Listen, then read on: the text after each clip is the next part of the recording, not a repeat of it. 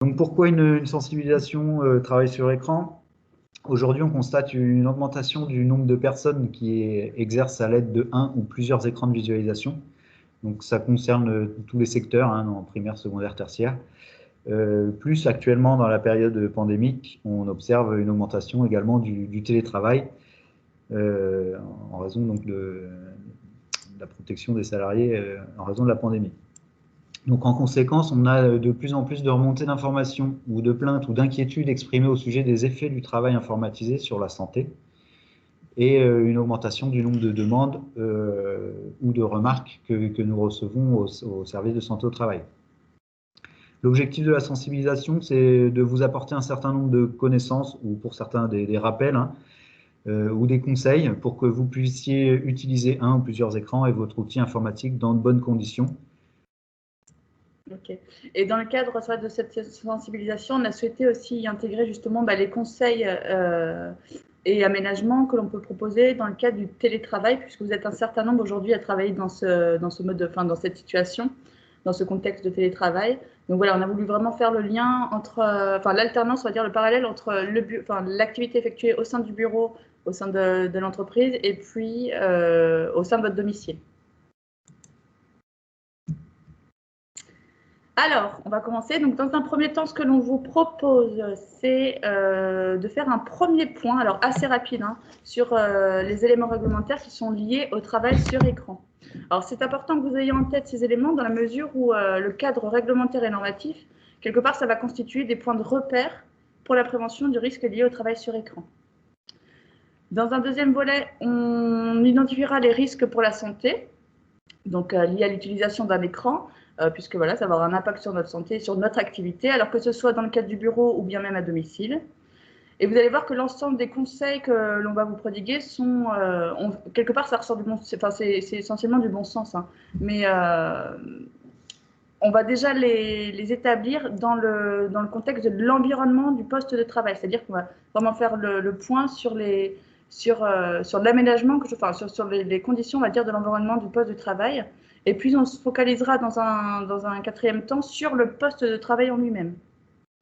Et enfin, pour soulager, voire au mieux prévenir les douleurs qui peuvent être induites par le travail sur écran, on fera en dernière partie quelques échauffements, étirements en direct que vous pourrez adopter quotidiennement dans le cadre de votre activité, que ce soit au bureau ou à domicile.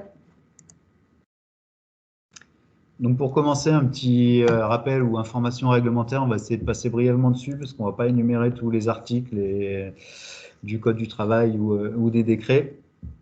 Mais c'est tout simplement pour indiquer que le travail sur écran est bien pris en considération par le législateur. Donc les grandes lignes des éléments qui sont pris en compte ou cadrés dans le cadre du travail sur écran sont indiqués là. Donc en amont de la définition du travail sur écran, on prend en référence les règles de prévention générales. Donc l'employeur assure la sécurité et la protection des salariés.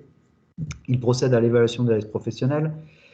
Il doit mettre en place des mesures techniques relatives aux caractéristiques des logiciels, du matériel, de l'espace et de l'ambiance de travail. Les interruptions périodiques et les pauses sont aussi pris en compte dans le Code du travail.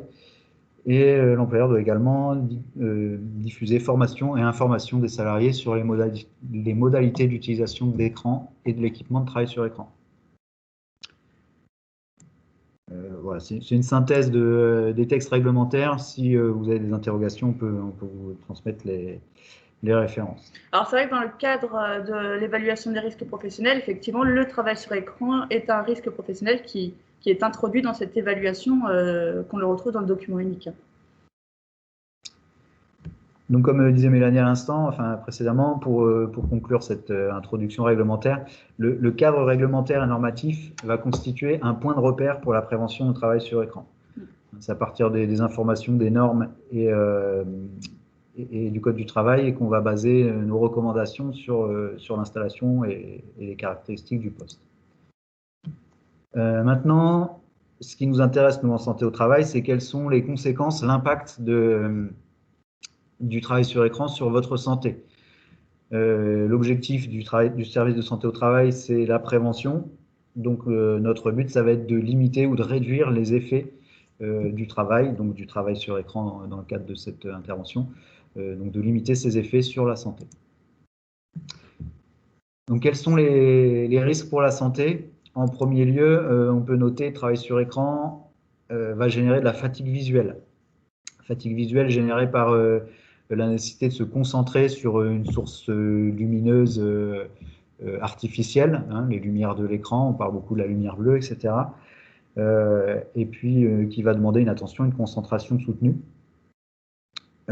Cette notion d'attention, d'utilisation des yeux peut générer des maux de tête, hein, du fait de cette concentration, des troubles de la vision qui peuvent se manifester par un voile sur les yeux ou des taches sombres dans le champ de vision.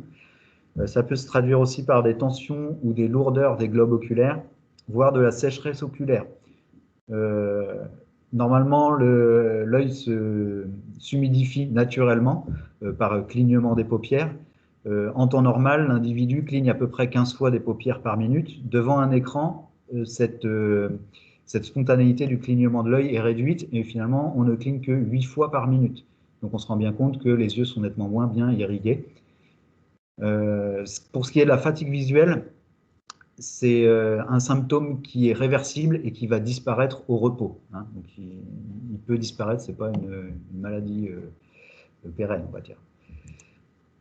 En deuxième lieu, on va parler des troubles musculo-squelettiques, qui sont des maladies professionnelles référencées au tableau 57, 69, 97 et 98 des tableaux maladies professionnelles. Pour rappel, vous devez être informé, les TMS sont des pathologies multifactorielles à composantes professionnelles, donc qui peuvent avoir pour origine une exécution répétitive d'un même mouvement. Le risque va augmenter en relation avec certaines gestuelles et postures, comme une activité réalisée dans des zones articulaires hors des zones de confort, des efforts excessifs ou des activités dans les positions maintenues, comme par exemple sur le travail sur l'écran, la position assis prolongée maintenue. Les facteurs psychosociaux et l'organisation du travail et les facteurs personnels s'ajoutent aux facteurs multifactoriels de l'apparition des TMS.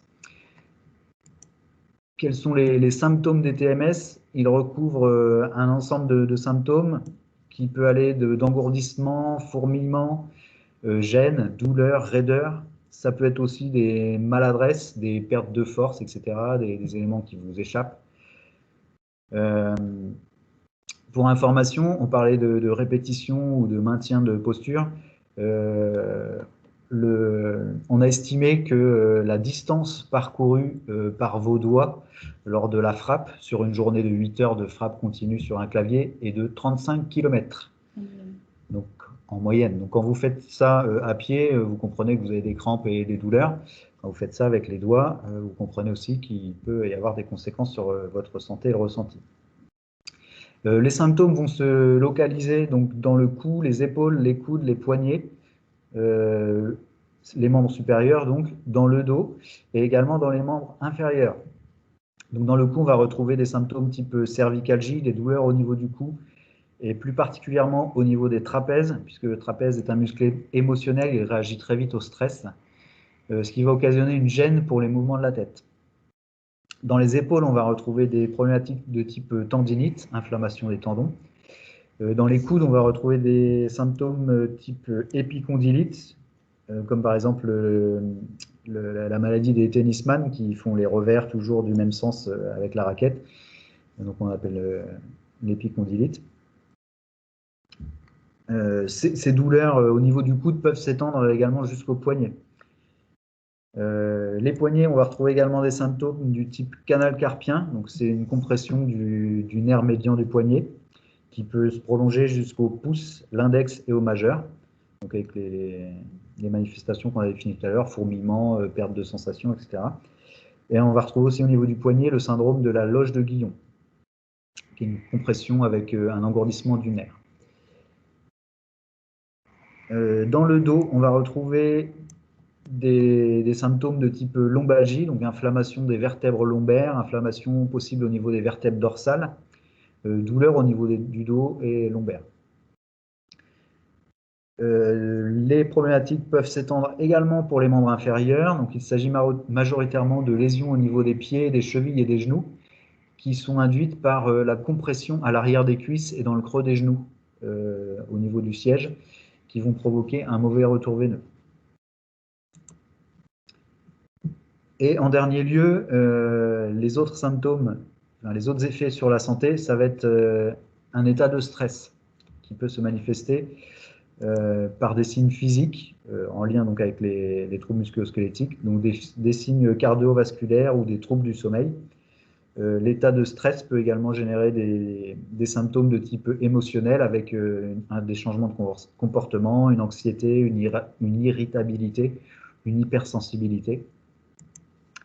Et les troubles du stress vont également générer des difficultés de concentration ou des difficultés à prendre des initiatives. Donc ça va avoir un effet sur le travail également. Ça peut également modifier les comportements, donc changer les habitudes des salariés,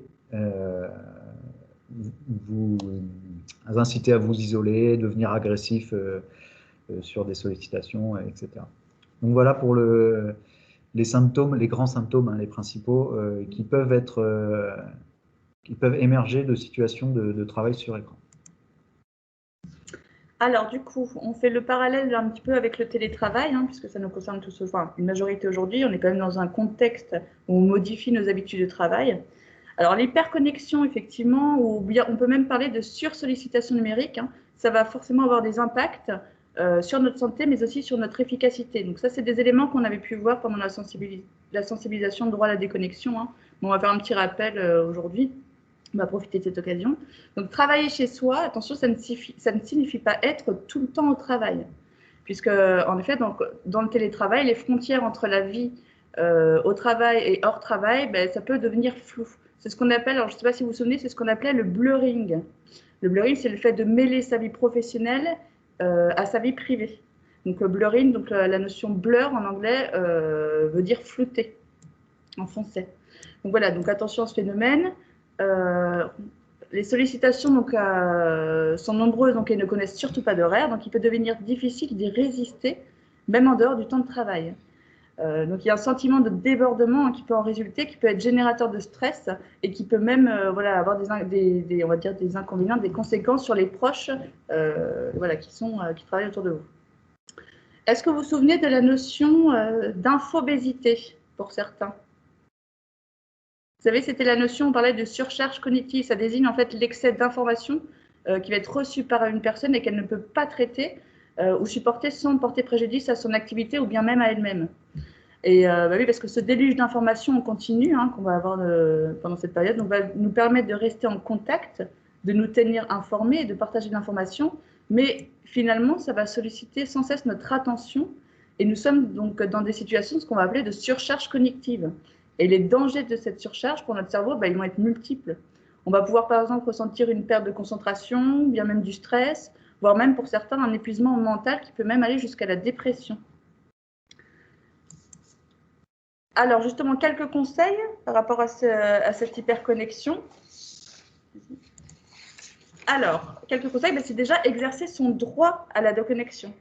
Donc, pour rappel, le droit à la déconnexion, ça concerne tous les salariés, aussi bien les cadres que les salariés, enfin que les salariés non cadres. Donc, il s'agit d'un droit pour le salarié de ne pas être en permanence joignable pour des motifs liés à l'exécution de son travail.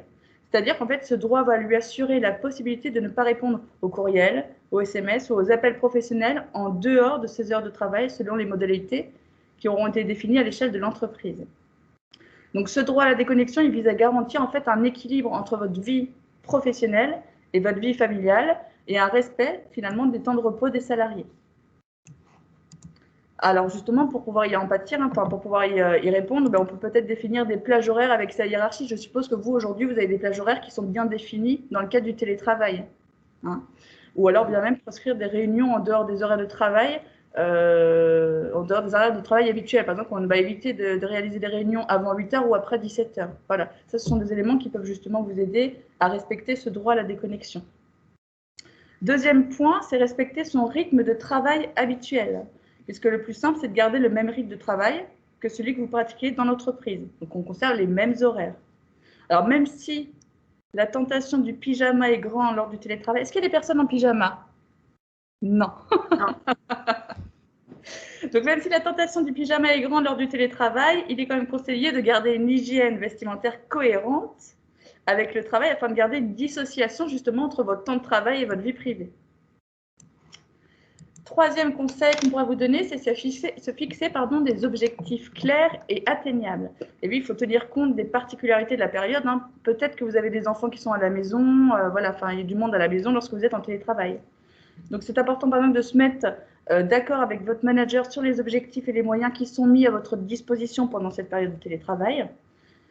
D'ajuster les objectifs de manière collective pour s'adapter au contexte, faire par exemple des points réguliers au cours de la journée.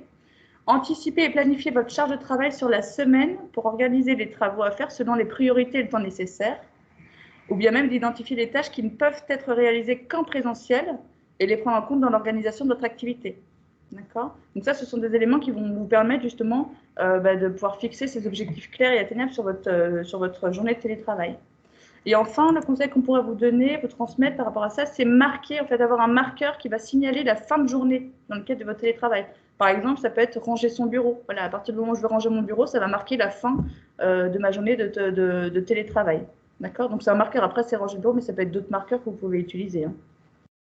Alors, c'est vrai qu'au sein du service, donc, on a eu des remontées sur des personnes qui pouvaient se surinvestir justement dans le cadre du télétravail, hein, qui travaillent justement au-delà des horaires qui ont été définis avec les modalités avec votre employeur. Donc, faites attention, hein, parce qu'un surinvestissement, ça génère forcément des conséquences sur votre santé, mais également sur votre activité. Alors, le deuxième risque lié au télétravail, vous le ressentez peut-être au quotidien, c'est l'isolement. D'accord ? Le fait de se retrouver éloigné de ses collègues de travail, il y a un sentiment d'isolement qui peut subvenir. Alors, quelques conseils justement pour éviter de ressentir ce sentiment d'isolement. Ça va peut-être d'organiser sa journée de manière à maintenir le lien avec sa collègue et sa hiérarchie. Donc, c'est d'organiser par exemple le travail collaboratif via l'audio ou la visioconférence qui vous permet aussi également vous de mener des projets collectifs via ces moyens mis à votre disposition. Deuxième point, ça va être de privilégier la visioconférence ou à défaut le téléphone. Parce que la communication verbale, c'est quand même très important pour éviter l'interprétation des mails. Je ne sais pas si ça vous est déjà arrivé, mais l'usage de la messagerie, elle va introduire de toute façon, de manière générale, une distance entre les personnes et elle tend à réduire justement ce temps social passé au sein d'un groupe de personnes. Donc ça peut compliquer, on va dire, tout ce qui est interaction simultanée. Pas de prise en compte du non-verbal, pas de reformulation spontanée lorsque vous allez envoyer des mails. Donc les conflits, il y a des conflits qui peuvent être déclenchés ou vous exacerbés beaucoup plus facilement. Et forcément, les relations interpersonnelles vont être affectées. Et puis de toute façon, ça je pense que vous en avez conscience, communiquer de vive voix, qu'il s'agisse d'évoquer un projet ou de parler de toute autre chose, c'est tout de même quand même plus convivial que de dialoguer par écran interposé. Top. Troisième point, troisième conseil, c'est communiquer sur votre disponibilité et les moyens d'être contacté. Et ça peut être aussi l'occasion d'évoquer vos difficultés que vous pouvez ressentir justement dans le cadre de ce télétravail. Donc, il ne faut pas hésiter à en parler justement si vous ressentez des difficultés par rapport à cet isolement. Faire un point hebdomadaire sur les objectifs que vous avez fixés. Prenez des nouvelles régulières de vos collègues de travail et puis gardez ou créez des habitudes collectives. Par exemple, je ne sais pas si vous le faites, ça, le café en visioconférence, ça vous arrive peut-être de le faire? Non? Alors, c'est des choses qui peuvent être mises en place justement pour éviter cet isolement. Pendant cette pause café, c'est de le faire en visioconférence ou bien même de faire de la visio pour avoir des échanges un peu plus informels. Voilà, il ne faut vraiment pas... je pense que pour éviter ce sentiment d'isolement, mettre en application ces conseils peut vous aider justement à vous sentir moins isolé dans le cadre du télétravail, dans le cadre de ce contexte. Est-ce que, avant d'aborder la partie suivante, vous avez des interrogations ou des remarques que vous voulez soumettre? N'hésitez pas à lever la main s'il y a un besoin. Donc là, on était sur les risques, pour la santé, liés alors que ce soit au télétravail ou bien au travail dans le cadre bureautique. Non, il n'y a pas de questions particulières. Bon, après, ça reste des généralités, c'est peut-être des éléments que vous avez déjà pu voir. Hein. Donc on a abordé quelques principes généraux pour définir le périmètre organisationnel, notamment sur le dernier point avec Mélanie sur le télétravail. Cet aspect est lié à la charge de travail et à l'état de stress ressenti. Nous avons vu que le travail sur écran a un impact également et a des effets sur la santé physique. Et nous allons définir ensemble l'environnement de travail optimisé selon les critères ergonomiques, donc, qui a été défini par la réglementation et les normes. On parle bien d'un poste de travail idéal, qui n'est pas forcément reproductible dans toutes les situations. On va essayer de décliner après cette installation sur les différents postes de travail. Donc au bureau, on imagine l'environnement idéal qui a été conçu et organisé. Donc privilégier le mobilier de couleur mate plutôt que brillante pour éviter les reflets, les éblouissements, etc. Ne pas encombrer le dessous du bureau pour pour permettre un dégagement pour l'espace des jambes et la bonne rotation de votre siège de travail. Donc l'écran doit être placé entre deux luminaires, pas directement sous une source lumineuse qui va générer des reflets. À environ 1,50 m de la fenêtre, positionné perpendiculairement à la fenêtre. La luminosité doit être de environ 300 lux au niveau de l'écran et environ 500 lux pour du travail nécessitant de la concentration, du travail de précision sur papier. Donc, si nécessaire, installer une lampe de bureau pour les activités nécessitant une plus grande luminosité. Qu'est-ce qui va être générateur de fatigue également dans les locaux de travail? Ça peut être soit dans un espace de bureau individuel, soit dans les espaces partagés. Ça va être le bruit qui va être une source de fatigue et de stress. Donc il est d'autant plus gênant le bruit lorsque l'activité requiert de la concentration. Donc les origines du bruit possible sont les conversations, notamment dans les open space, les sonneries de téléphone, la ventilation des PC ou des climatisations, les copieurs, etc. Il y a beaucoup d'éléments qui peuvent apporter du bruit. Le téléphone, par exemple, ça représente 62 décibels. Les copieurs imprimantes, en moyenne, c'est 60 décibels, entre 57 et 64. L'ordinateur, le poste de travail, ça représente 43 décibels. Donc évitez par exemple de le laisser par terre car ça va le prendre la poussière, le ventilateur va s'obstruer et les bruits générés vont être plus importants. Et les conversations téléphoniques ou les conversations à proximité peuvent atteindre des niveaux de 50 décibels. Le bruit maximum recommandé en espace de travail sur écran doit être inférieur à 55 décibels pour les activités demandant de la concentration. Donc pour l'installation au poste, on peut veiller à ce que le matériel bruyant soit déplacé dans un autre lieu, substitué, ou d'utiliser des parois pour insonoriser. Le volume sonore va générer une gêne subjective qui n'est pas lésionnelle forcément pour les oreilles au-delà de 80 décibels, mais la gêne subjective va générer des problématiques de concentration, de fatigue et de stress. Un autre facteur à prendre en compte, c'est dans l'environnement de travail, c'est la température. Donc elle doit être régulée pour un confort de travail à 20 ou 24 degrés en hiver, soit à 23 ou 26 degrés en été. L'hygrométrie doit être également contrôlée avec un niveau à 40 ou 70% de taux d'humidité pour assurer une régulation naturelle, entre guillemets, pensez à bien ventiler les pièces. En plus, ça va bien dans le contexte pandémique. Et l'hygrométrie peut être également régulée par la présence d'une plante qui va générer des flux d'humidité.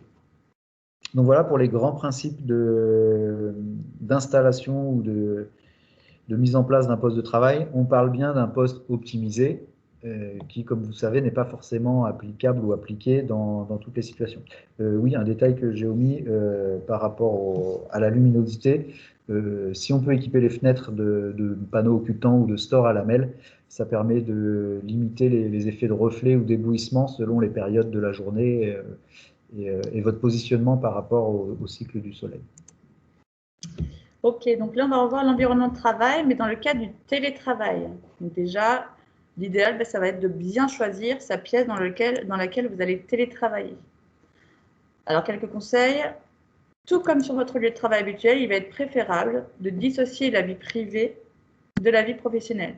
Il va convenir donc peut-être de travailler si possible dans un local isolé, ce qui permettrait également de limiter les perturbations qui peuvent être liées à l'entourage.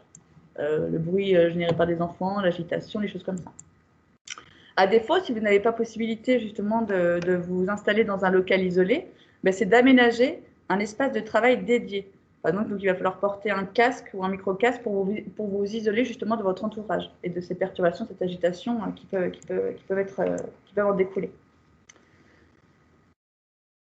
Informer également votre entourage des temps dédiés au travail, ça c'est important pour qu'ils sachent effectivement dans quelles conditions vous trouvez, dans quelles conditions vous trouvez exactement. Les tranches horaires. Voilà, les tranches horaires. Voilà, je cherchais le mot.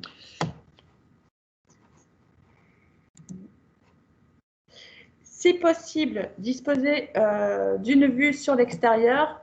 Alors, ce n'est pas forcément toujours possible, mais dans la mesure du possible, si vous pouvez avoir une vue sur l'extérieur, c'est toujours plus sympathique, on va dire, que de travailler dans une lumière artificielle.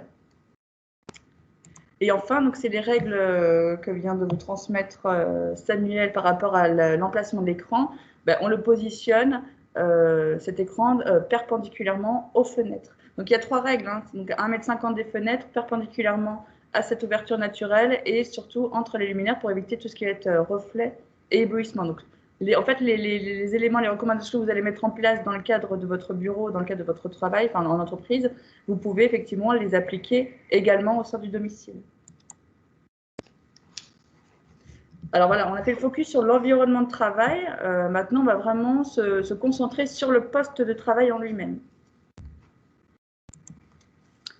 Donc l'essentiel sur le poste de travail, c'est de l'adapter à votre morphologie.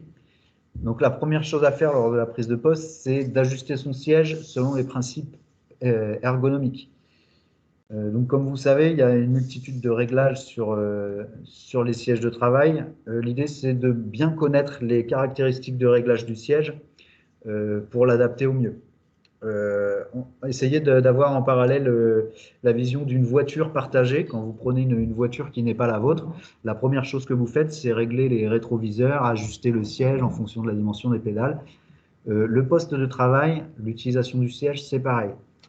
Donc il faut vraiment bien connaître les différents réglages que vous pouvez retrouver dessus. Pour essayer d'être un peu interactif, on va tenter de vous montrer les paramètres de réglage du siège. Alors, je ne sais pas si vous pourrez bien voir. Je vais essayer de départager l'écran pour que vous puissiez voir. Je vais bien essayer.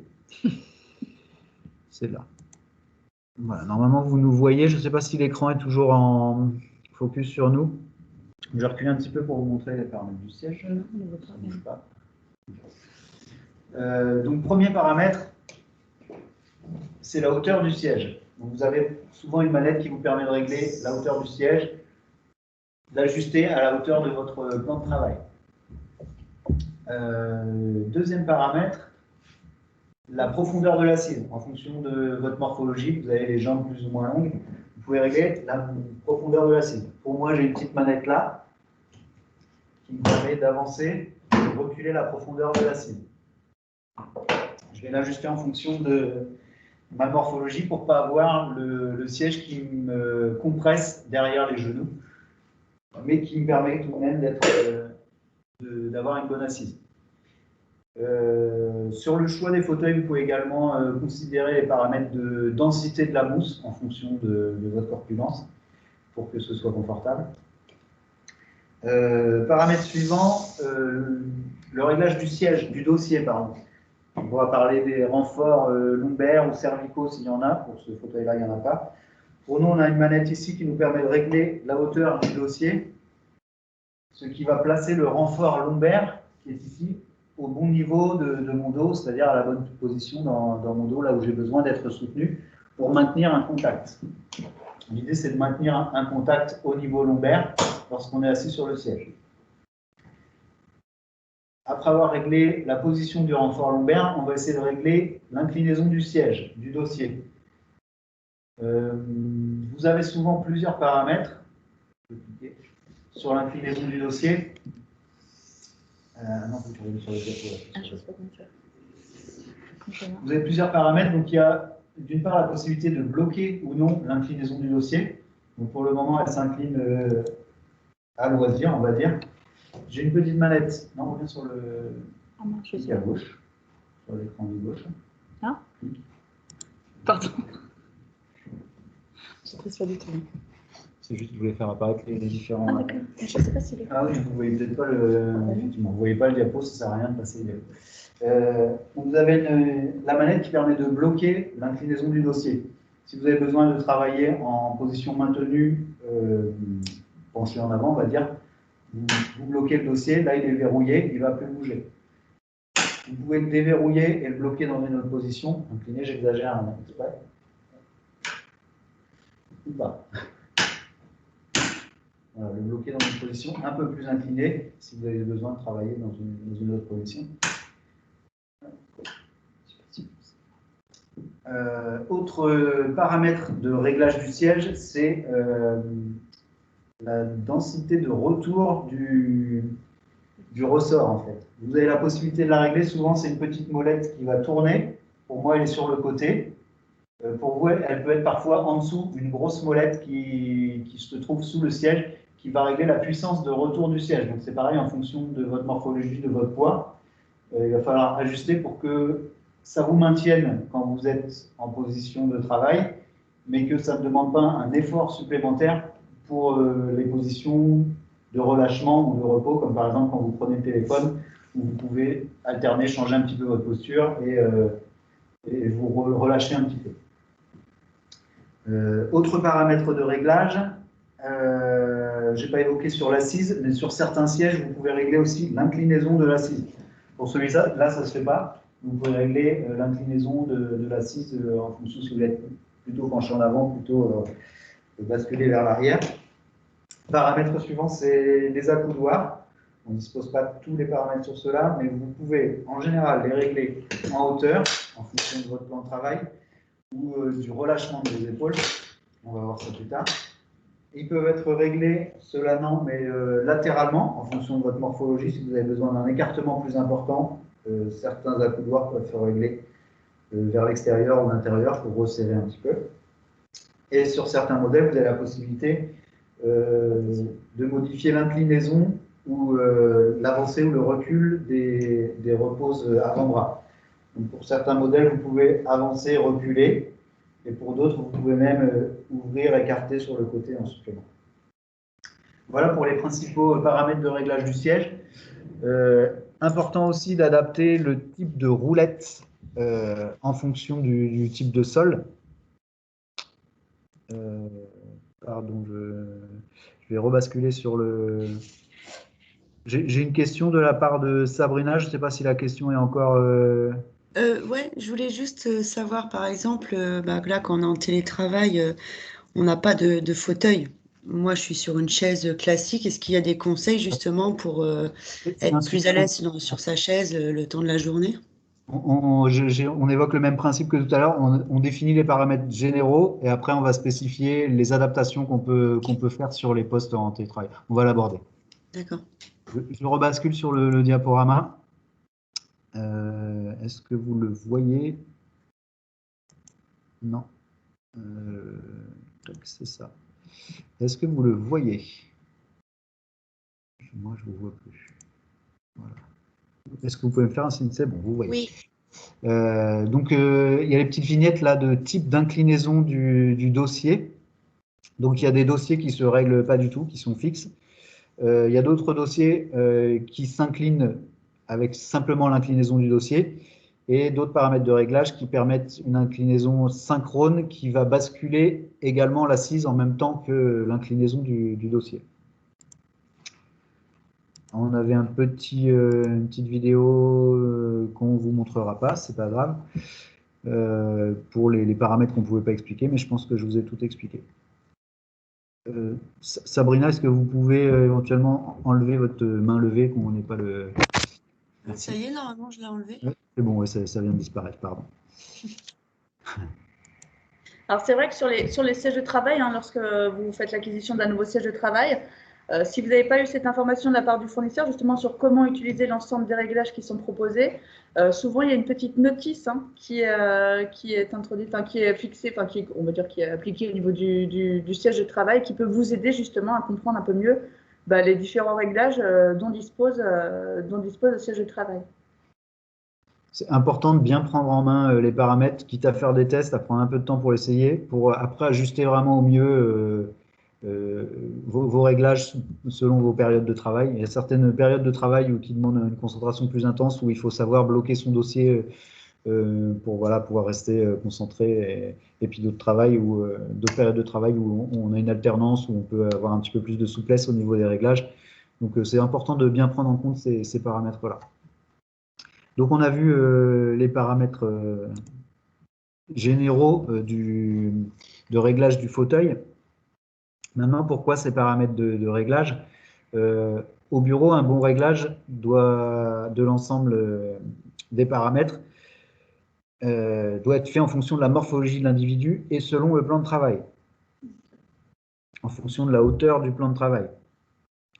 Donc notamment les aspects essentiels des positions de confort vont être les suivantes. On va essayer de les définir, c'est pareil, c'est dans la situation optimale.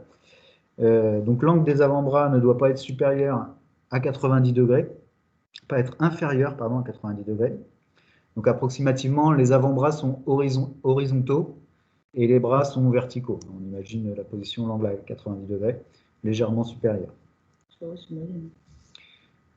L'angle au niveau des genoux doit également être approximativement à 90 degrés, pas inférieur en tous les cas.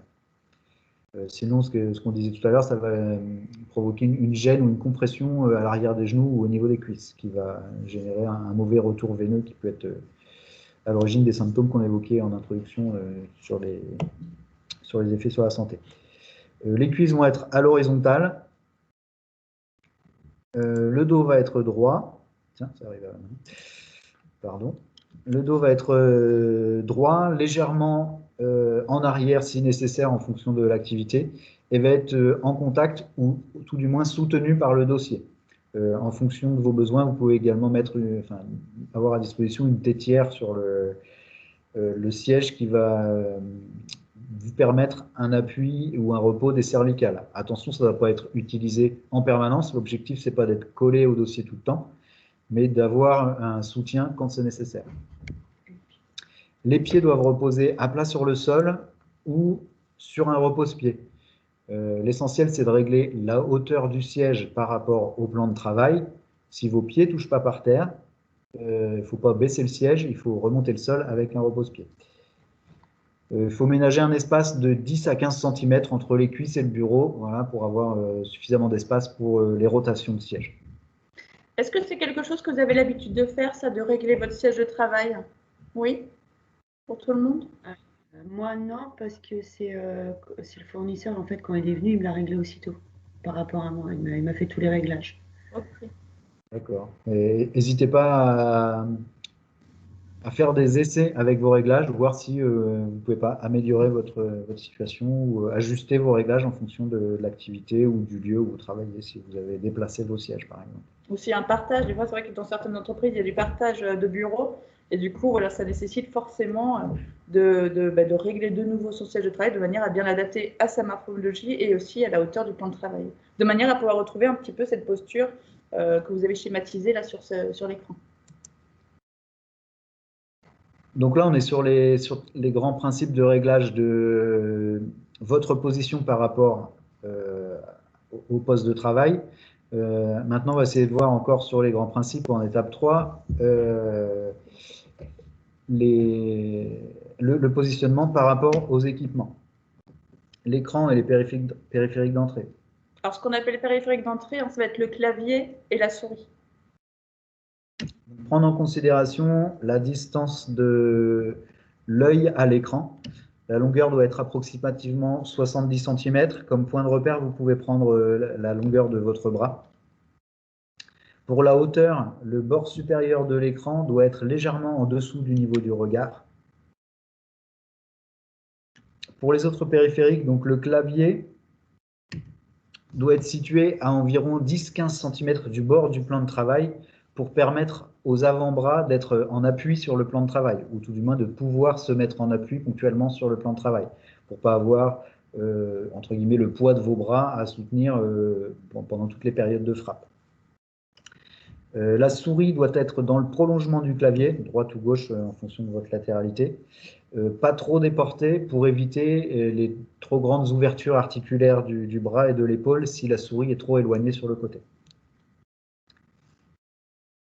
Si on ne peut pas mettre en application les conseils précédents, il existe du matériel qualifié d'ergonomique ou technique qu'on définira par la suite pour ajuster un petit peu les paramètres de réglage. C'est vrai que la problématique, généralement, se pose principalement sur la hauteur de l'écran. Il n'est pas toujours facile, avec les écrans dont on dispose, de pouvoir le régler justement à hauteur de ce qu'on disait là, dans les 5, enfin, le regard à l'horizontale et puis arriver à visualiser les 5 derniers centimètres du haut de l'écran. Donc voilà, donc c'est vrai que là, pour le coup, le matériel ergonomique est intéressant et va nous permettre justement de pouvoir réadopter une posture sereine par rapport à la hauteur de l'écran. Petit point sur la problématique, enfin les éléments de travail sur écran multiple. Quand vous avez besoin de plusieurs écrans, placez les 2 écrans à même hauteur. Si vous les utilisez à la même fréquence, placez les 2 en position centrale. Hein. Si vous utilisez un écran de manière prépondérante et puis un deuxième écran en écran annexe, placez-le légèrement en décalé. Est-ce que vous travaillez avec 2 écrans? Non, généralement, vous travaillez plutôt qu'avec un seul écran? Vous êtes sur un seul écran? D'accord. Okay. Mais c'est vrai que dans la mesure où il y a 2 écrans, voilà, il y a une position à adopter par rapport à l'utilisation, on va dire, des 2 écrans, comme on peut le visualiser sur les 2 schémas. Alors, si les 2 écrans ne font qu'un point de vue, comme sur le dessin, il peut être utile d'augmenter, par exemple, la vitesse de déplacement du curseur pour permettre un meilleur switch d'un écran à un autre. Dans tous les cas, les écrans doivent être accolés. La polarité d'affichage devrait être la même sur les 2 écrans. Dans la mesure du possible, privilégier l'utilisation de 2 écrans similaires avec des caractéristiques techniques identiques et des réglages identiques pour ne pas générer une fatigue visuelle supplémentaire quand votre regard se porte à un écran ou sur l'autre et nécessite des ajustements de votre vision. Donc les écrans doivent être réglés à la même hauteur s'ils sont dans le même sens. Et dans le cas d'une autre configuration, c'est la hauteur de la zone de lecture qui doit être au même niveau. Donc l'utilisation d'une souris unique et d'un clavier unique sont à privilégier. Le positionnement se fera en fonction des applications utilisées. La fluidité de déplacement de la souris, donc, elle peut être améliorée par les paramètres de la souris.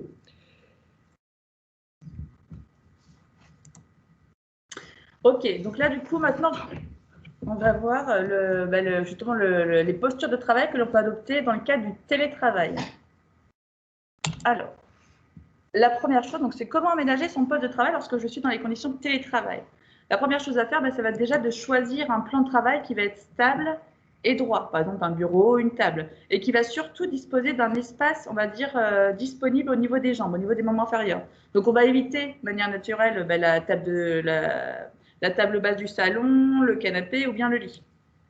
Alors généralement, en moyenne, donc les hauteurs standards pour un plan de travail, on est entre 70 et 74 cm, avec une largeur minimum de 100 cm et une profondeur d'au moins 70 cm. Deuxième chose, on va utiliser de manière préférentielle un siège de bureau réglable. Alors je sais que dans le cadre du télétravail, ce n'est pas toujours possible.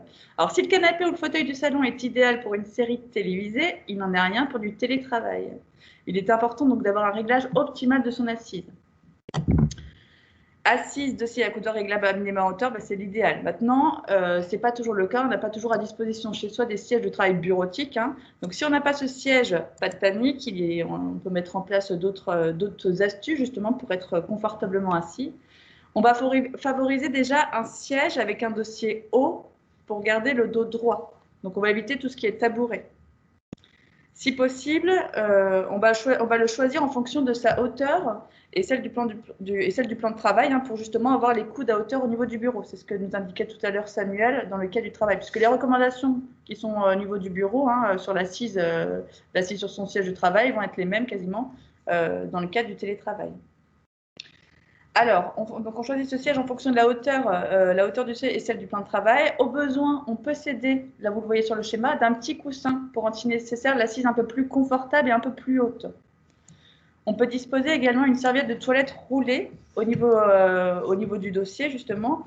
Alors, ça va être un coussin une serviette qui ne va pas trop épaisse, hein, et on va pouvoir le positionner justement au niveau des lombaires. Donc, ça va remplacer en fait la pluie lombaire qu'on peut retrouver sur un siège de travail bureautique classique. Et après le réglage de l'assise, comme l'a montré tout à l'heure Samuel, et si vous en ressentez justement de l'inconfort au niveau des membres inférieurs, vous pouvez utiliser soit une boîte, alors assez rigide dans la boîte, ou plusieurs livres justement pour les disposer au sol de manière à retrouver cet appui des pieds sur le sol qui est indispensable. D'accord ? Donc voilà, donc ça c'est quelques astuces que l'on peut retrouver quand on n'a pas forcément de siège bureautique à disposition chez soi dans le cadre du télétravail. Donc n'hésitez pas à faire des tests justement avec ces coussins, cette serviette roulée ou autre chose. Après vous pouvez trouver d'autres astuces, hein. Mais voilà, de manière à retrouver une posture, on va dire, un peu plus sereine et adaptée à la hauteur du plan de travail sur lequel vous allez travailler et puis à la chaise dont vous avez à disposition. Alors, adopter la posture en fonction du matériel informatique à disposition, puisque dans le télétravail, généralement, on effectue beaucoup cette mission à l'aide d'un ordinateur portable. Alors, même si son utilisation comporte de nombreux avantages, notamment, je pense à la mobilité, hein, travailler toute la journée sur un ordinateur portable, ce n'est pas anodin, hein. Ça va générer un certain nombre de contraintes posturales qui vont être multiples. On va pouvoir déjà observer des flexions au niveau de la tête, puisqu'on va avoir l'écran étant positionné bas, on va souvent voir le regard, la tête positionnée en antéflexion. On peut aussi observer des haussements ou des tassements au niveau des épaules, un mauvais appui des avant-bras et des poignets, hein, puisqu'on va utiliser justement le paddle tactile disposé au niveau d'un écran portable. Et puis, on va pouvoir observer, comme sur le petit schéma, la flexion au niveau du dos. Voilà, ça, c'est des postures généralement qu'on rencontre lorsque j'utilise un ordinateur portable. Alors, c'est vrai que pour faire face à ces différentes contraintes posturales, il existe du matériel qui vont nous permettre justement de pouvoir dissocier l'écran du clavier. Donc là, vous voyez, c'est un support sur lequel je vais reposer mon écran portable et en fait, mon PC portable ne fera office que d'écran. Il va falloir donc du coup y associer un clavier et une souris. D'accord ? Donc ça, c'est du matériel qui est existant. Alors, on n'a pas toujours ce type de matériel à la maison, hein. Donc, si ce n'est pas le cas, on peut, il y a quelques astuces justement qui nous permettent d'y répondre. Alors, si je ne dispose pas justement de ces équipements auxiliaires, clavier, écran et souris, trop vite. Là, je ne dispose ni d'écran fixe, hein, tout seul, ni de clavier, ni de souris. Eh ben, on va reprendre un petit peu les recommandations que nous a données tout à l'heure Samuel, c'est-à-dire qu'on va déjà, on s'assoit sur son chaise à la hauteur du plan de travail, on va essayer d'appuyer les avant-bras sur le plan de travail et on va se rapprocher un maximum du plan de travail tout en reculant l'ordinateur et en gardant les coudes le long du corps et les avant-bras bien posés sur le plan de travail. Alors, c'est pas la position idéale lorsque je travaille sur l'écran. On va forcément observer des contraintes posturales au niveau des cervicales et au niveau du dos. On va avoir tendance à se pencher vers l'avant. Mais ça, c'est vraiment dans le cas où vous n'avez ni clavier ni souris à disposition. Maintenant, si vous disposez d'équipements auxiliaires, clavier et souris qui vont être déportés de l'écran, vous pouvez utiliser par exemple des livres, des documents, hein, pour rehausser l'ordinateur de sorte à le positionner au niveau des yeux. C'est tout à l'heure ce qu'on expliquait lorsque je me mets en position droite, je regarde droit devant moi, la hauteur, on va dire la ligne au niveau de mon regard doit se situer à peu près dans les 5 derniers centimètres du haut de l'écran. Donc ça, c'est quelque chose qui est possible, mais à condition que vous puissiez utiliser un clavier et une souris déportés de votre écran portable. D'accord ? On retrouve un petit peu le même principe que sur le support que vous avez juste en haut avec la petite ampoule, hein. Voilà, on se retrouve dans la même situation, sauf qu'effectivement, là, on n'est pas sur du matériel ergonomique. On est sur l'astuce fait maison. Et puis, alors toujours pour la deuxième image, hein, justement, c'est placer le clavier et la souris de sorte à ce que toujours on puisse toujours reposer ses avant-bras sur le plan de travail. Ça, c'est très important, hein, d'avoir cet appui des avant-bras de manière à soulager les épaules lorsque vous allez travailler à l'aide d'un écran portable. Troisième cas de figure, donc là c'est vraiment dans les conditions idéales, si vous disposez des auxiliaires écran, clavier et souris biportée, bah là vous allez pouvoir respecter en fait toutes les recommandations que nous a transmises Samuel tout à l'heure, c'est-à-dire la distance entre l'écran et l'opérateur, donc je rappelle c'est à peu près la longueur de l'avant-bras, la hauteur de l'écran que normalement, alors c'est vrai que c'est les écrans fixes, il y a toujours une possibilité de réglage, si ce n'est pas le cas on peut toujours y associer une ramette en dessous de manière à bien le remettre en hauteur, et puis toujours se positionner de manière à avoir ses avant-bras qui reposent sur le plan de travail. Donc voilà, donc ça c'est 3 situations en fonction du matériel dont vous avez à disposition qui vous permettent de travailler, on va dire, de manière plus sereine dans le cadre du télétravail.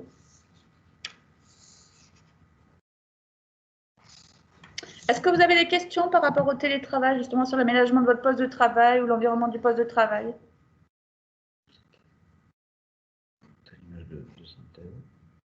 Alors voilà, donc là c'est une image de synthèse qu'on vous a mise justement dans le cadre du télétravail. Voilà, donc c'est une situation où là on utilise un écran portable et des auxiliaires déportés tels que le clavier et la souris. Donc on remet, ce que je vous disais tout à l'heure, on essaie de disposer cet écran portable à hauteur des yeux. Donc le PC portable pour le coup ne fait plus office que d'un écran. Et on retrouve la position assise confortable, c'est-à-dire les épaules relâchées, les avant-bras qui reposent bien sur le plan de travail avec ces 10-15 cm entre clavier et rebord du plan de travail. Un dos droit et bien appuyé sur la chaise. Alors on s'aide, si besoin, de la serviette roulée dont je parlais tout à l'heure qu'on peut insérer au niveau des lombaires et ou bien d'un coussin aussi au niveau de l'assise pour pouvoir se rehausser s'il y a besoin par rapport à la hauteur du plan de travail et de sa morphologie. Et puis toujours bien faire attention à ce que vos pieds, ça c'est très important, reposent bien en appui sur le sol. Donc si c'est pas possible, on peut mettre une petite boîte rigide ou bien quelques livres en support. Hein. Alors c'est vrai que des fois, vous pouvez trouver dans le cadre du télétravail, alors ça m'est arrivé hein, personnellement, dans le cadre d'une petite réunion, voilà, je ne me suis pas forcément installée sur mon plan de travail, enfin sur ma table, je me suis installée dans mon canapé, c'est possible de le faire, hein, mais vraiment quand on est sur des temps assez courts. Hein. Voilà, la réunion durait un quart d'heure, donc je me suis mise confortablement assise au niveau de mon canapé. Par contre, voilà, j'ai fait attention à relever mes jambes, donc à mettre un support sous mes pieds de manière à bien l'installer, mettre un coussin sous l'écran, de manière à ce que celui-ci se retrouve à peu près à une hauteur convenable par rapport à ma ligne d'horizon au niveau des yeux. Donc ça, c'est possible, mais c'est vraiment dans des conditions, on va dire, où l'utilisation de l'écran va être assez restreinte hein, et où il n'y a pas besoin de saisir, évidemment.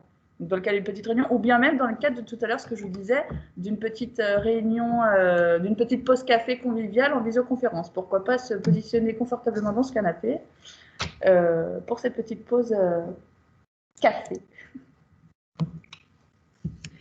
Donc tout à l'heure, on évoquait les principes ergonomiques dans les situations idéales. Ensuite, on a dit que dans certains cas, ça ne peut pas être mis en application.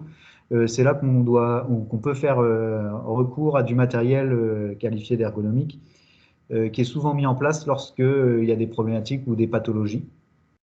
L'idéal étant d'aménager le poste en amont afin d'anticiper en termes de prévention. Donc le matériel qu'on va vous présenter c'est juste pour que vous ayez des notions du matériel qui existe. Je pense que pour certains, vous avez déjà des notions. À savoir que ce n'est pas un matériel qu'il faut utiliser systématiquement, mais ça peut être des recours qui peuvent être faits en cas de difficultés rencontrées. On va essayer de balayer rapidement quelques éléments, mais on ne va pas s'appuyer sur tous. Donc pour la hauteur de l'écran de visualisation, donc vous avez la possibilité des bras articulés qui peuvent se fixer sur l'écran. Sur le plan de travail. Sur le plan de travail qui vous permettent de maintenir de régler l'écran à la bonne hauteur, avec la possibilité de bras multiples dans le cas de travail sur double écran. Vous avez également la possibilité d'installer des supports sous les écrans, sous les pieds d'écran. Par exemple, ici, on a un support qui permet une rotation de l'écran quand il y a besoin, par exemple, de partager l'écran avec un visiteur dans le bureau dans le cadre de la réception de public, associé avec un rangement en dessous, enfin, voilà, des éléments intéressants. Alors attention à ces dispositifs justement de support que l'on peut disposer sous l'écran, c'est-à-dire que là, pour le coup, on ne peut pas régler la hauteur, c'est-à-dire que ça va rehausser notre écran, mais ce n'est pas dit que ce rehaussement va être vraiment significatif par rapport à ma hauteur, par rapport à ma morphologie. Donc c'est vrai qu'on privilégie toujours les bras, justement les bras articulés qui nous permettent vraiment de régler comme on le souhaite hein, et en fonction de notre regard justement, la hauteur de l'écran, hein. Et la profondeur et la rotation. Enfin, il y a un certain nombre d'avantages. Beaucoup de paramètres de réglage Ouais. sur les bras articulés. Alors la transcription, c'est ce qu'on m'a appelé en fait, c'est le fait de saisir informatiquement des données qui sont soit notées sur papier ou autre élément. Donc c'est ce qu'on m'a appelé la transcription. Alors le problème de cette tâche de travail qu'on le retrouve assez régulièrement, généralement, hein, dans beaucoup de postes de travail. Le problème, c'est qu'on va souvent situer notre élément papier, justement, qu'on va pouvoir lire. Généralement, soit on le situe sur la gauche du clavier ou la droite, ou alors devant le clavier. Alors c'est vrai que lorsqu'il est situé sur la gauche, on va avoir toujours des rotations au niveau des bustes, des rotations au niveau des cervicales.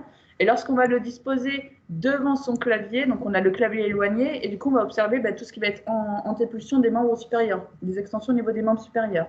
Donc on est sur des positions qui vont être non confortables pour le corps.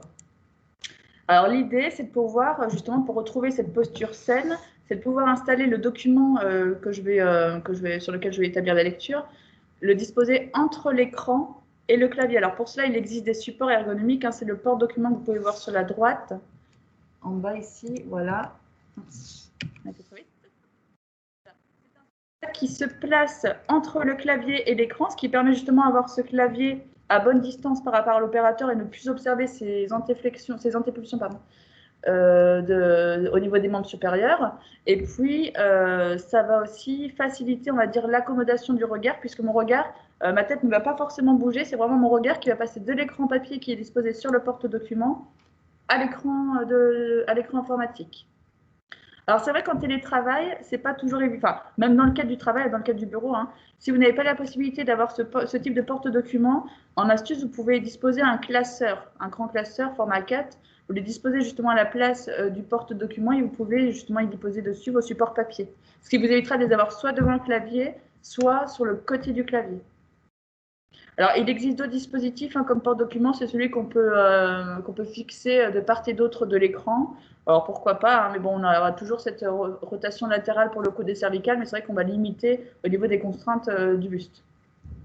Mais c'est vrai que de manière privilégiée, on recommande principalement le porte-document qu'on dispose entre le clavier et l'écran. Donc ça, c'est quand même un des moyens qui est très intéressant pour éviter toutes ces contraintes posturales que l'on peut rencontrer lorsque je dois faire de la saisie à partir de documents papier. C'est peut-être quelque chose que vous faites quotidiennement dans le cadre de votre travail? Non? Oui?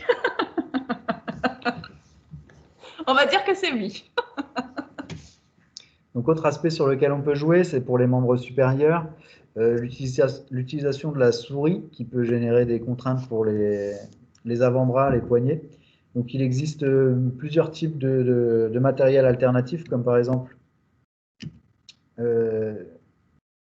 pour expliquer rapidement, brièvement, avant les causes des apparitions de difficultés ou pathologies, l'utilisation du clavier et souris va générer une extension, une compression des retours des nerfs, des circulations sanguines, etc. au niveau du poignet. L'utilisation d'une souris classique plate va générer une torsion de votre bras qui va entraîner une superposition, un croisement entre guillemets contre nature des deux os, je ne crois pas me tromper en disant radius cubitus. Position qui peut être corrigée et remise avec les deux os parallèles avec l'utilisation d'une souris verticale, où le bras est en position neutre.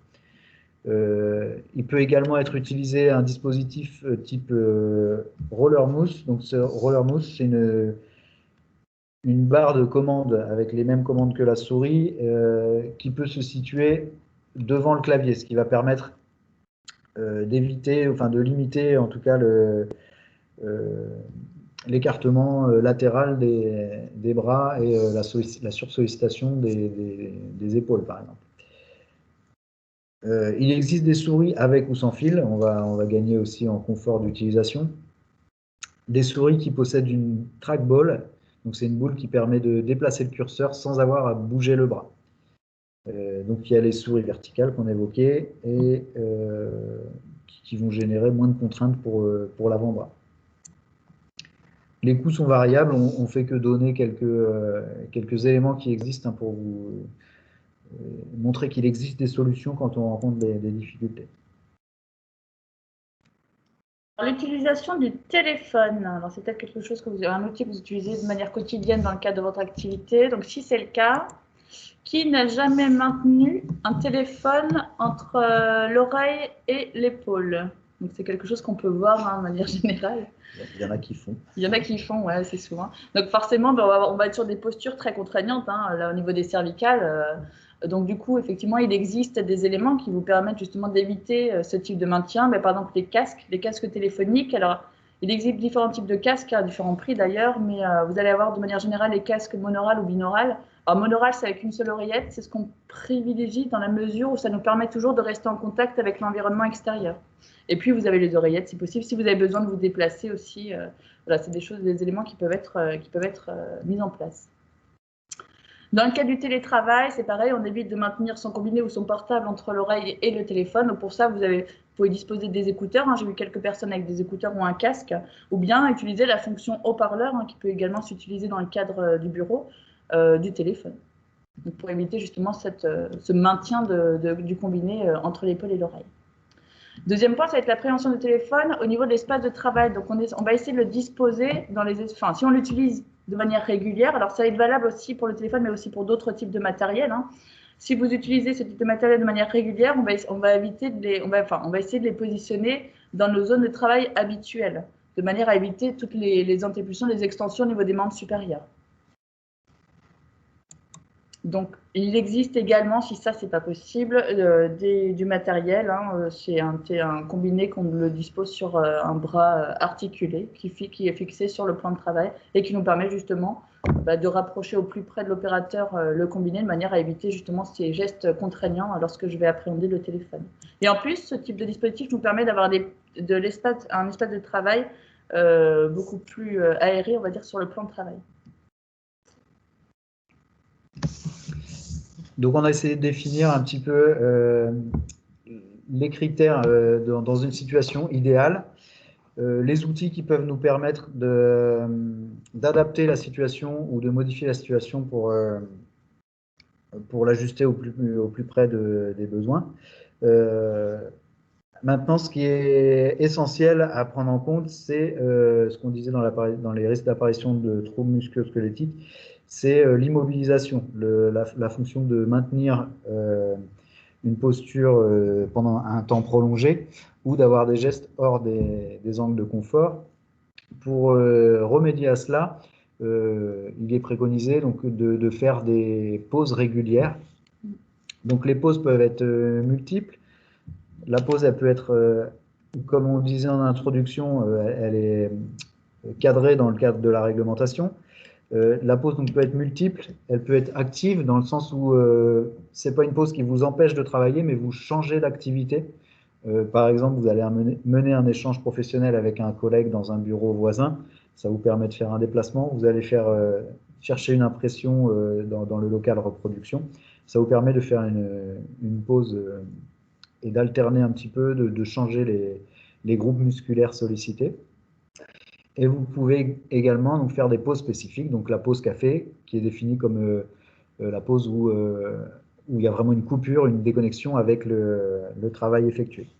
Donc vous avez la possibilité d'organiser des pauses adaptées à votre rythme, à vos tâches et à votre contrainte, pour limiter l'utilisation intensive des écrans et pour vous permettre de modifier vos postures qui sont habituellement maintenues sur le travail sur écran. Et puis d'interrompre justement cette vision avec toujours cet écran continu. Vous pouvez aussi également faire des pauses pour les yeux. On évoquait dans la partie précédente la proximité avec la fenêtre. Orienter son regard et porter ses yeux sur une perspective lointaine va également générer un repos pour les yeux et limiter l'apparition de fatigue. Donc ça peut être des petits mouvements à faire ponctuellement pour reposer les yeux. Donc les pauses fréquentes et courtes sont plus efficaces que les pauses rares et longues. Donc il vaut mieux aller souvent à la photocopieuse ou aller dire 2-3 mots aux collègues dans le bureau voisin que de faire une longue pause de 20 minutes et puis après de passer 3 heures consécutives sans bouger. Alors, nous abordons le dernier point, le dernier thème, donc rester dynamique. Alors pourquoi? Parce que vous savez très bien qu'une posture, elle n'est pas bonne quand elle est maintenue de manière prolongée. Donc pour justement lutter contre la sédentarité. Donc, il va falloir être dynamique dans le cadre de son. Alors, première astuce, que ce soit donc au bureau ou bien même à domicile, on vous conseille de vous lever au moins une fois par heure et de bouger pendant au moins 5 minutes, justement pour alterner les positions, interrompre le temps passé avec l'écran et puis solliciter d'autres fonctions musculaires. D'alterner le travail sur écran avec d'autres tâches, c'est ce que nous disait Samuel, le fait d'aller chercher une photocopie, le fait d'aller établir un échange avec un collègue de travail, voilà. Donc ça vous permet justement d'alterner vos missions et puis surtout d'interrompre ce temps passé devant écran. De faire des pauses régulières, donc là on revient sur les pauses actives et les pauses spécifiques que vient de nous présenter Samuel, donc ça il ne faut pas hésiter à en faire au cours de la journée, c'est important et ça permet aussi d'avoir des bénéfices en termes d'activité et de concentration. Et ensuite, donc, de vous étirer, de vous relaxer votre corps, donc vos articulations, tout au long de la journée. Donc, justement, c'est sur cet élément-là. Donc, pour lutter contre la sédentarité, c'est vrai que les étirements et échauffements, c'est quelque chose qui est très important. C'est ce qu'on établit dans le cadre, dans le milieu sportif. Et c'est vrai que rester sur des postures, on va dire, longues et dans la même position et maintenue sur la journée de travail, voilà, ça a forcément des contraintes sur votre corps. Donc, c'est pourquoi il est important de s'échauffer et de s'étirer. Donc, à quoi vont servir l'échauffement et l'étirement? L'idée de l'échauffement, c'est de faire un échauffement général, puis spécifique, à réaliser avant la prise de poste. L'échauffement général, ça peut être par exemple quand vous accédez au bureau, de marcher rapidement du parking à votre poste de travail, de choisir de prendre l'escalier à la place de l'ascenseur. Ça peut être des échauffements un petit peu plus sportifs, comme par exemple sautiller ou faire des mouvements, des coudes, des genoux, etc., pour vraiment échauffer l'ensemble du corps. Les étirements sont plutôt à réaliser à la pause méridienne ou après l'activité. Les exercices physiques peuvent procurer un effet antalgique, donc ça va soulager les douleurs. On parlait lors des troubles du point sur les troubles sur la santé qu'il y a certaines douleurs ou certains symptômes qui disparaissent avec le repos, qui ne sont pas forcément des maladies. Donc les exercices d'échauffement et d'étirement vont permettre de limiter cet effet sur votre santé. En cas de problème articulaire ou musculaire, prenez avis auprès de votre médecin pour réaliser les exercices. S'il y a des exercices qui ne sont pas recommandés pour vous, prenez avis auprès de votre médecin. Important pour tous les exercices d'échauffement ou d'étirement, ils doivent se faire sans douleur. S'il y a douleur, c'est que vous êtes allé trop loin. Important également, lors des exercices, c'est de penser à bien inspirer et expirer lors des exercices. On va vous demander, je refais un parallèle avec le télétravail, les exercices, les pauses actives ou les pauses spécifiques, c'est des choses entre guillemets qu'il faut se forcer à faire quand on est en télétravail. C'est vrai qu'on a souvent tendance à se dire c'est plus confortable le télétravail parce que on fait ce qu'on veut quand on veut, et au final on passe plus de temps à focaliser sur le travail parce qu'on est moins dérangé et qu'on a tendance à plus facilement passer 4 heures d'affilée sans mouvement ou sans pause active ou spécifique. Donc, il faut un petit peu s'imposer cette régularité des pauses et des mouvements. Malheureusement, on va vous mettre à contribution puisqu'on va faire quelques exercices d'échauffement et étirement pour que vous ayez quelques notions de mouvement à faire. Donc, pour info, on va peut-être, pour être bref, faire quelques mouvements de chaque. On va peut-être pas faire les séquences en entier, mais les exercices doivent être symétriques. C'est-à-dire qu'il faut faire, si vous faites à droite, vous faites à gauche après. Il doit être progressif, pas aller au-delà de son seuil de douleur, au-delà de ses capacités, et donc doit être sans douleur.